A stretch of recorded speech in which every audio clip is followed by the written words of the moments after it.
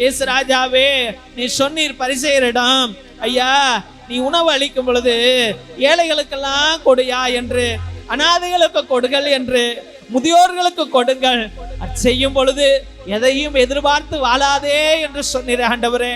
நன்றி அப்பா. ஆனால் என் வாழ்க்கை முழுவதும் நான் ஒவ்வொரு நிமிஷத்துலையும் எதிர்பார்த்து தான்ப்பா வாழ்றேன். ஐயோ இதை செஞ்சா இது கிடைக்குமா, ஐயோ இத நம்ம செய்யும் பொழுது எவ்வளவு லாபம் வரும் என்று பலவிதமான திட்டங்கள் சுவாமி.